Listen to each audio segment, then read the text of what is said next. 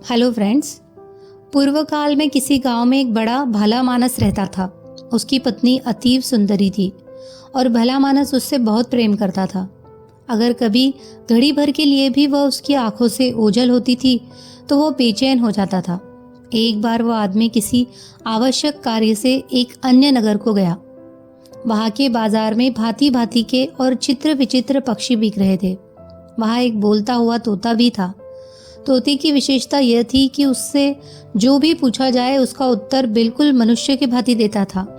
इसके अलावा उसमें यह भी विशेषता थी कि किसी मनुष्य की अनुपस्थिति में उसके घर पर जो जो घटनाएं घटी होती थी उन्हें भी वह उस मनुष्य के पूछने पर बता देता था। कुछ दिनों बाद उस भद्र पुरुष का विदेश जाना हुआ। जाते समय उसने तोते को अपनी पत्नी के सुपुर्द कर दिया कि इसकी अच्छी तरह देखरेख करना। वह परदेश चला गया और काफी समय बाद लौटा। लौटने पर उसने अकेले में तोते से पूछा कि यहाँ मेरी अनुपस्थिति में क्या क्या हुआ। उसकी अनुपस्थिति में उसकी पत्नी ने खूब मनमानी की थी और शील के बंधन तोड़ दिए थे। तोते ने अपने स्वामी से सारा हाल कह सुनाया। स्वामी ने अपनी पत्नी को खूब डांटा फटकारा कि तू मेरे पीठ पीछे क्या क्या हरकतें करती है और कैसे कैसे गुल खिलाती है। पति पत्नी से तो कुछ न बोली क्योंकि बातें सच्ची थी, लेकिन यह सोचने लगी कि यह बातें उसके पति को किसने बताई।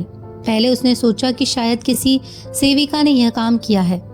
उसने एक एक सेविका को बुलाकर डांट फटकार कर पूछा, किंतु सभी ने कस्में खा कर कहा कि हमने तुम्हारे पति से कुछ नहीं कहा है। स्त्री को उनकी बातों का विश्वास हो गया और उसने समझ लिया कि यह कार्रवाई तोते ने की है। उसने तोते से कुछ न कहा क्योंकि तोता इस बात को भी अपने स्वामी को बता देता, किंतु वह इस फिक्र में रहने लगी कि किसी प्रकार तोते को अपने स्वामी के सम्मुख झूठा सिद्ध करे और अपने प्रति उसके अविश्वास और संदेह को दूर करे। कुछ दिन बाद उसका पति एक दिन के लिए फिर गांव से बाहर गया। स्त्री ने अपनी सेविकाओं को आज्ञा दी कि रात में एक सेविका सारी रात तोते के पिंजरे के नीचे चक्की पीसे, दूसरी उस पर इस तरह पानी डालते रहे जैसे वर्षा हो रही है, और तीसरी सेविका पिंजरे के पीछे की ओर दिया जलाकर खुद दर्पण लेकर तोते के सामने खड़ी हो जाए और दर्पण पर पड़ने वाले प्रकाश को तोते की आंखों के सामने रह रहकर डालती रहे। सेविकाएं रात भर ऐसा करती रही और भोर होने के पहले ही उन्होंने पिंजरा ढक दिया। दूसरे दिन वह भद्र पुरुष लौटा तो उसने एकांत में तोते से पूछा कि कल रात को क्या क्या हुआ था। तोते ने कहा, हे स्वामी, रात को मुझे बड़ा कष्ट रहा। रात भर बादल गरजते रहे, बिजली चमकती रही और वर्षा होती रही। चूंकि विगत रात को बादल और वर्षा का नाम भी नहीं था, इसीलिए आदमी ने सोचा कि यह तोता बगैर सिर पैर की बातें करता है, और मेरी पत्नी के बारे में भी इसने जो कुछ कहा वह भी बिल्कुल बकवास थी। उसे तोते पर अत्यंत क्रोध आया और उसने तोते को पिंजरे से निकाला और धरती पर पटक कर मार डाला। वह अपनी पत्नी पर फिर विश्वास करने लगा, लेकिन यह विश्वास अधिक दिनों तक नहीं रहा। कुछ महीनों के अंदर ही उसके पड़ोसियों ने उसकी पत्नी के दुष्कृत्यों के बारे में ऐसी ऐसी बातें कही जो उस तोते की बातें जैसी थी। इससे उस भद्र पुरुष को बहुत पछतावा हुआ कि बेकार में ही ऐसे विश्वास पात्र तोते को जल्दी में मार डाला। मछुआरे ने इतनी कहानी कहकर गागर में बंद दैत्य से कहा।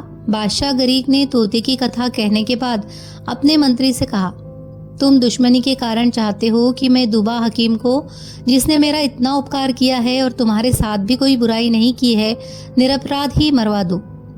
मैं तोते के स्वामी जैसा मूर्ख नहीं हूँ जो बगैर सोचे समझे ऐसी बात जल्दबाजी में करूं।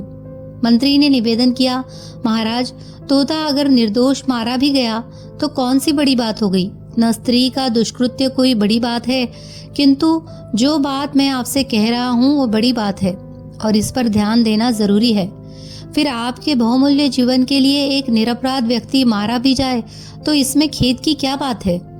उसका इतना अपराध है ही कि सभी लोग उसे शत्रु का भेदिया कहते हैं। मुझे उससे न ईर्ष्या है न शत्रुता। मैं जो कुछ कहता हूँ आपके भले के लिए ही कहता हूँ। इससे कुछ लेना देना नहीं कि वह अच्छा है या बुरा। मैं तो केवल आपकी दीर्घायु चाहता हूँ। अगर मेरी बात असत्य निकले तो आप मुझे वैसा ही दंड दे जैसा एक राजा ने अपने अमात्य को दिया था।